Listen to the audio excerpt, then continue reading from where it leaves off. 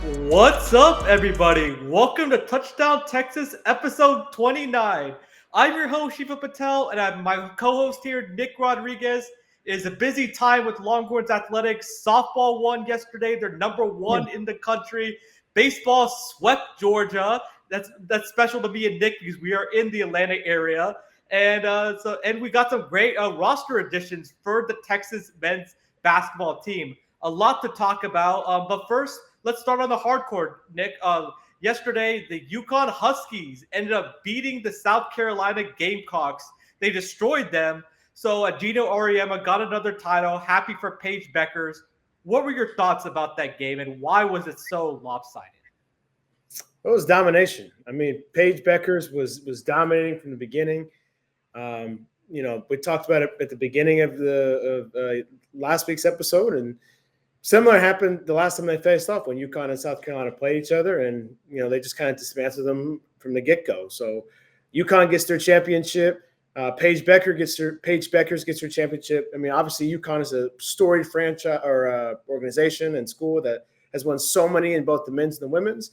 They've had a little bit of a gap since they've last won one. They've been threatening the last several years: Final Fours, Elite Eights, championship games. But Gino Auriemma gets another one. I think this is number 12. I think he's 12-1 in national title games. And Paige Beckers gets her first. Not that great of a game. I thought it was going to be a lot closer. I had UConn winning, but I thought it'd be a lot closer of a matchup. But ends up being a blowout, and good for the Huskies. Yeah, it was definitely unexpected because they were both. UConn was a 2 seed, South Carolina was a 1 seed. Paige Beckers played unbelievable yesterday, as well as AZ Fudd. Their guard play with UConn is so impressive. They're also the big man down low, or they can block shots, they can contest a lot of shots, and they just dominated South Carolina in the paint, and they were also making threes. But the most impressive part was their defense, how they locked up a very potent South Carolina offense that discombobulated them. They made them turn the ball over, and they got them out of their offensive rhythm that they've been in this entire tournament. So that was very impressive. And again, congratulations to UConn Huskies. And let's see, women's college basketball, there's a lot of parity now because, LSU is going to come back strong, South Carolina, the Texas Longhorns, and now UConn. So that's definitely something to watch for next season. But before we get off the subject, let's just talk about the women's basketball team. Let's recap the season. They made it to the Final Four, unfortunately losing to the South Carolina Gamecocks. But what a season it was for Vic Schaefer and his team. Oh, fantastic. I mean, you make the Final Four from the first time in over 20 years. It was 2003, the last time they made the Final Four. You lose 4 games throughout the whole season. 3 of those were to South Carolina. The cream of the crop of talent and team success over the last few years. So, if you lose to those guys, that's pretty damn good. And then you tie for SEC regular champs. You make it to the SEC championship in the tournament, and you lose to South Carolina again. So they were really just their kryptonite. Probably would have lost to UConn too. It would have been a hell of a game against UCLA if that's the way that the bracket made its way. But I mean, you can't beat it. I know we finished 4th overall. They gave UCLA the slight nod over us, and then UConn and South Carolina, obviously. But damn, you can't really beat that as a Final Four appearance, and we'll definitely be back next year. It's different in women's when the girls have to stay for about 4 years. Sometimes they stay even longer, so they don't leave like they do in the men's. So we're definitely going to be back, and hopefully we can be back at another Final Four.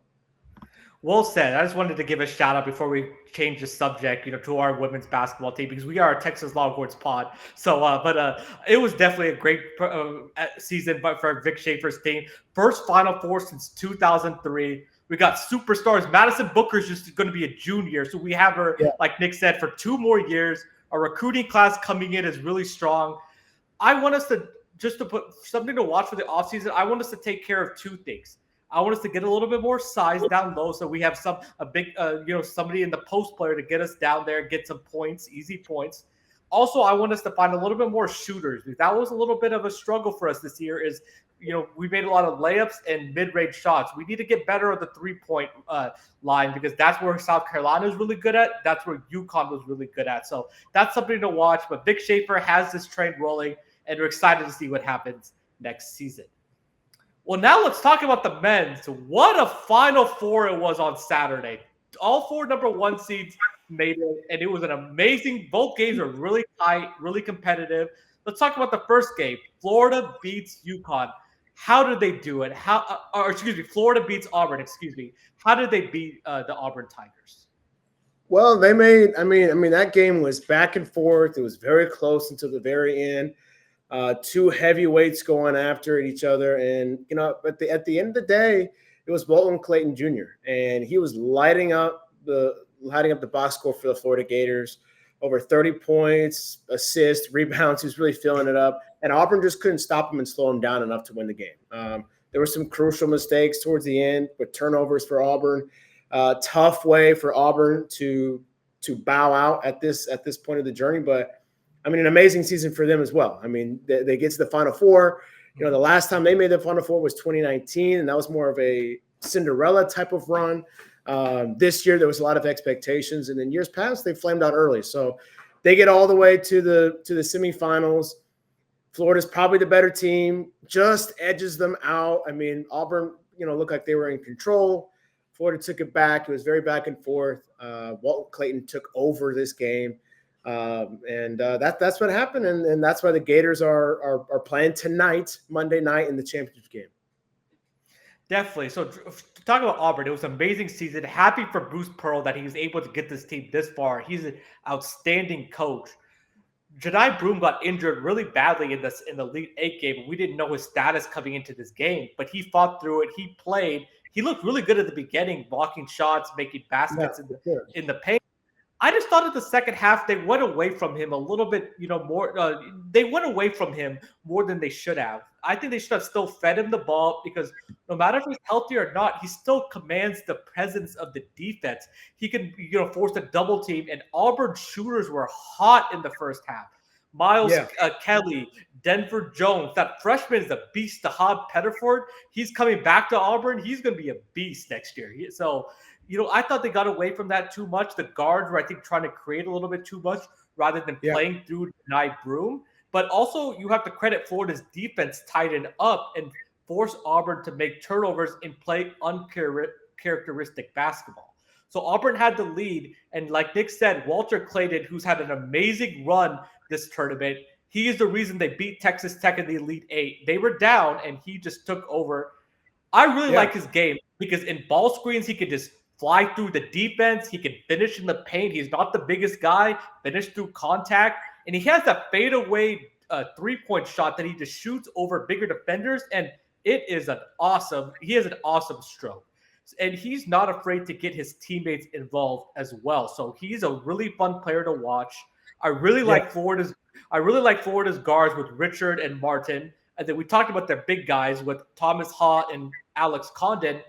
And this is a team that was built through the transfer portal, and they were both Auburn and Florida both lost in the first round last year. So it's an inspiration to teams like Texas that, hey, they lost in the first round, they retooled in the transfer portal, and they came back and made the Final Four. So that was a great game, and they took care of business against the Auburn Tigers. Let's talk about the second semifinal game. This was a little bit of an upset, even though they were both number one seeds. Houston beats Duke. Were you surprised at this result, Nick? Not really. I mean, I did pick Houston to beat Duke. And again, I mean, they were both one seeds. So, they were right there with Auburn and Florida and Duke as one seeds to make it in there. So, I mean, I know the consensus, everyone had Duke winning. I think they were about 5.5 favorites as tip-off was going down. And Cooper Flagg, bounces out. But no, I mean, if you had watched any of Houston over the last 5 years, you would know how great of a basketball program and how great of a coach Kelvin Sampson is. So, I mean, their defense really locked down Duke, especially in the last 10 minutes of the game. But no, overall, I'm not surprised. Maybe surprised in the way how it went down. With the Blue Devils looking like they had control of this game, up 14, even with 7 minutes to go, 10 minutes to go, 2 minutes to go, and Duke just kind of let this one down the drain. So am I surprised that Houston won? No. Am I surprised how it happened? Yes. Yeah, I was surprised how it happened as well because Duke was dominating this game for 36 minutes.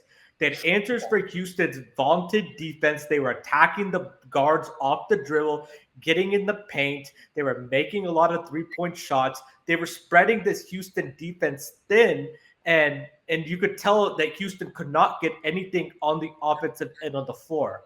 The reason this changed was the last 10 minutes of the game, Duke became very uncharacteristically conservative on offense. They try to run the clock out rather than actually running offense and ending Houston. Yeah. Houston is one of those teams. They're not going to die. You have to do the kill shot on them. And I think Duke underestimated that because throughout the ACC run, Duke knew whenever they got a big on their opponents, the opponents would be like, "No, Moss, we're done. We give it to you. You guys are going to win the game." In my opinion, I thought Duke had that same mentality against Houston, and they'd be like, "Well, Houston's just going to give up." Kelvin Sampson is not built that way. The Houston program is not built that way. Yeah. And they became very lazy on offense, jacking up bad shots, not going through Cooper Flag as much, and that was a mistake.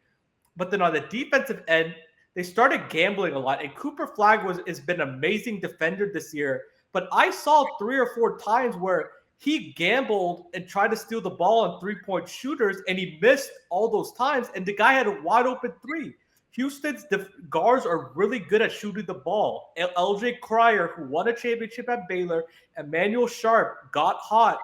Cryer had 27 points. Sharp had 16 points. I want to also talk about the inbounding issues. The inbounding issues, they struggled to get the ball inbounds, and Houston was playing very physical on them. And you could tell that Duke got very frustrated towards the end that they were not getting those foul calls. Right. And they lost their composure a little bit. They did. And Houston capitalized on that opportunity. So I wanted to ask you, do you think it was the Houston experience that really brought this through for them? I mean, yeah, I think that's definitely a part of it. John Shire, I believe he's won a national championship as a player, like at Duke. Mm-hmm. I think I read that. Duke is obviously very young. I mean, they have Cooper Flag, they have Knipple. They have several other freshmen and guys in the team. So yeah, I think it did come down to some experience, and maybe think they already had it won. This game came down to the very end. I mean, it came down to the very end, and there was a crucial call on Flag. That was a big call for sure, but I'm not going as far as to say, oh man, that's the reason why Duke lost and Houston's in the finals. Did it help Houston? Yeah, of course, but there was 10 minutes of basketball before that Duke could have put them away, and Houston chipped away. And if you're going to play with your food, like we talked about with Texas football, if you play with your food, sometimes it's going to play back, and you're going to miss an opportunity and be left just, holding your hands. And then that's what happened to Duke, unfortunately. I mean, they played a great game, a hell of a season. It would have been a great game either way if this was Auburn and Duke or whoever, like we said last week. But it's not, and it's Houston and Florida, and it's going to be an awesome game. So, unless you're a Duke or Auburn fan, like the college basketball won here. I know everyone was talking about the lack of upsets and stuff, but it's been an amazing semifinals. Hopefully this championship game is a lot better than the women's was yesterday, because that was not very good. It was over very, very fast. But hopefully this is great. And unless you're a team that is in it and loses, this is great for everybody else. This has been awesome. It really has. And yeah, at the end, like I said, Duke was struggling to inbound the ball. Houston played physical with them. And then Tyrese Proctor, he had a great tournament run, but if we had to forward back last year in the Elite Eight, he missed the 2 free throws that they lost to NC State.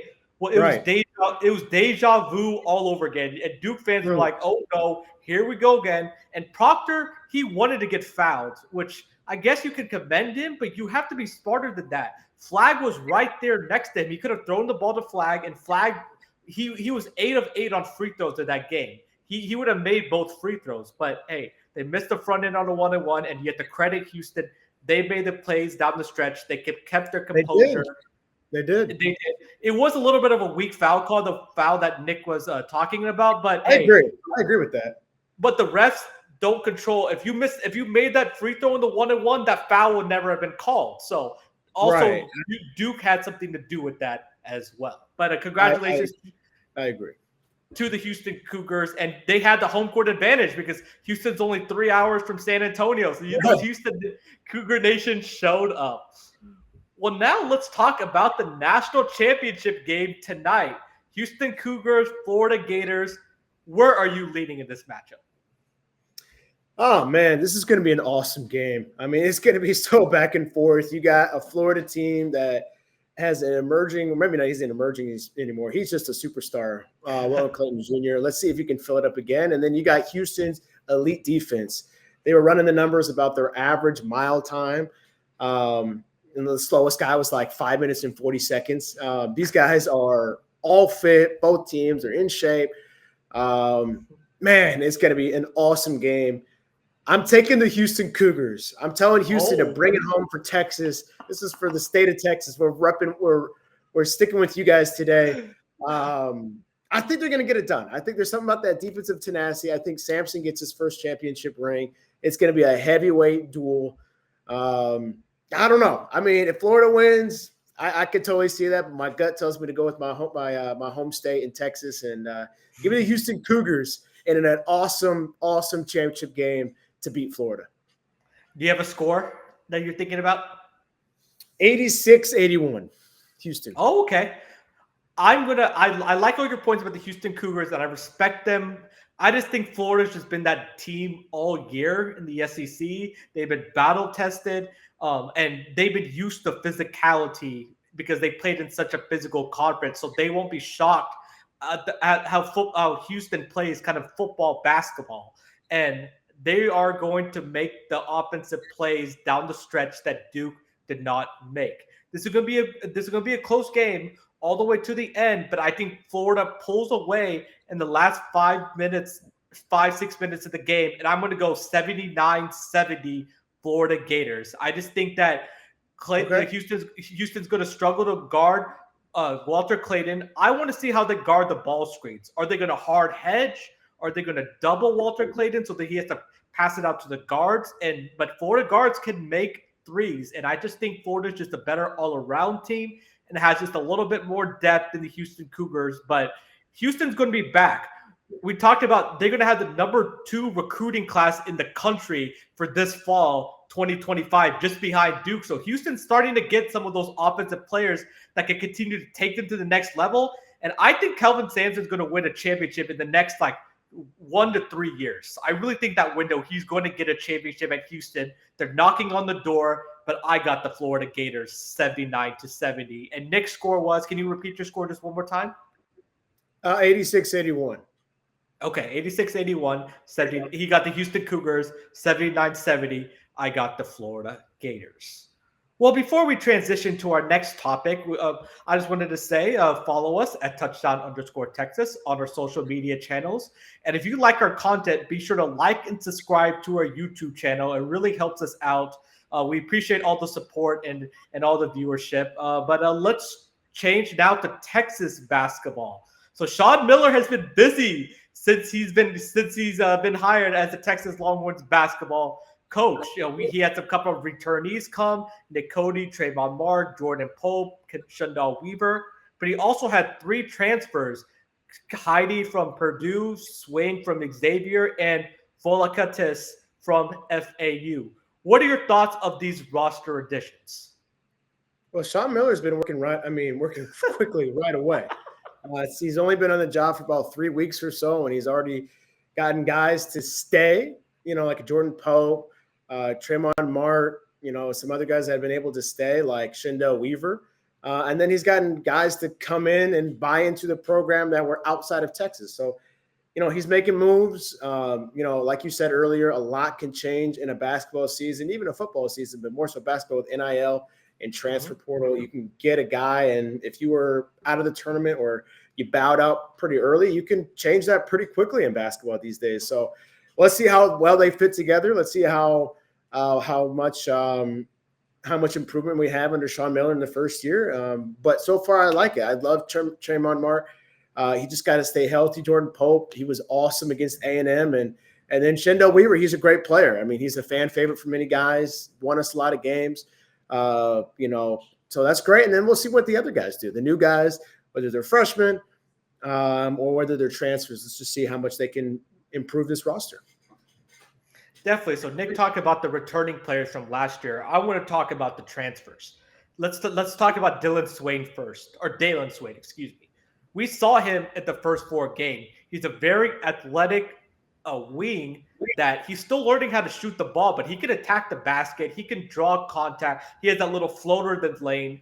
He's a really good defender. He has long arms. He has defensive tenacity. I think if he continues to improve his jump shot, he can be a really good two-way player for the Texas Longhorns, and he's only going to be a junior. And they said NBA circles are already starting to keep an eye on this kid, maybe if not next year, 2 years from now. So he's going to be a future NBA player, in my opinion, if he continues on the same trajectory. Camden Heide, I was a little surprised that we got him from the portal, but he's from Purdue. He has the size, 6'7". He didn't average that many points last year at Purdue, but he's a shooter, and he's a floor spacer, and that's an important role player, as you see, because anytime our guards can break down the defense, they can kick it out, and you need floor spacers like that he can shoot, but also he can put the ball down on the floor and has a little pull-up jumper action as well. So he's going to be a role player for the Longhorns, but he's a much-needed player. And then the big guy, I think I'm mispronouncing his last name, but I'm just going to say Matas. He's from FAU, the same school that Michigan center Vlad Golden is from, but he's Lithuanian. He's 7 foot. He won the Freshman of the Year in the American Athletic Conference, and he's a big guy that can block shots, get rebounds, but he also has post moves in the paint where you can throw it down to him and he can get you a bucket. He's still trying to improve his outside shot, but he's going to be a player that's an easy bucket down low in the post. So let's see how these guys gel together. We have a couple more spots remaining, but what are you looking for Sean Miller to fill up these remaining spots for next year's team? Well, it's going to be about replacing Trey Johnson, right? I mean, that's definitely going to be the guy that everyone's talking about. I mean, people have said that with the current moves, like, is he going to come back? No, Trey Johnson's not coming back, but we do have to be able to fill out a roster that's going to be, where's the scoring going to come from, right? So who's going to be taking that leadership role? Is it going to be a guy like Swain? Is it going to be somebody that we don't know yet? We know Tremont Mark. We know what he can offer, but he can't do it by himself, right? Clearly. We love Tremont Mark, but Trey Johnson couldn't do it by himself. So it'd be interesting to see what Miller does, and maybe it's just more of a team. And that's what Florida really is, right? Florida's really like that. Houston especially is really like that. And then you have one guy that really, really came out on top with Florida, and Clayton Walton Jr. So, I think you go more of a team dynamic, and then there's maybe a few guys that you kind of lean and bounce back and forth through, but definitely you need a scorer because you're losing a big-time one in Trey Johnson. Definitely, and I like the guards that he's brought back because he's more of an offensive floor space kind of offense. So it's important to have guards because guard play wins in the tournament, but also having big guys down low. And we like Shedrick; he was a good player, but he wasn't on the level of some of these other centers that these other guys have. So we got one guy, the 7-foot Lithuanian guy. I want to see us fill at least one or two more spots with centers or power forwards, stretch power forwards, or true centers. Also looking for a true point guard because out of all these guys, Pope played point guard last year, but he's more of a 2-guard. Tremont Mark also played some point, but he's also more of a 2-3. So let's get a true point guard. So the two things I'm looking for again are a stretch 4 big, a true center, and then a true point guard. If Sean Miller does that, we will have a team next year, and I'm excited to see how they gel together.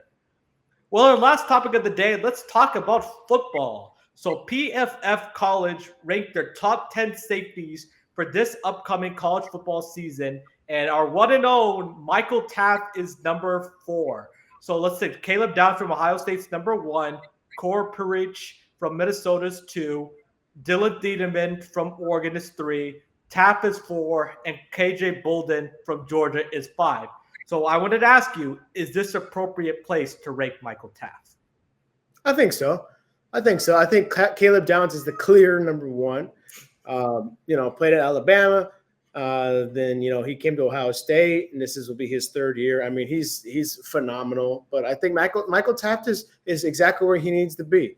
Everyone knows the Michael Taft story where he was a walk-on. He only had Rice as a scholarship offer. But this guy's extremely talented too. Let's not forget that he's got the great skills. He's got ball skills.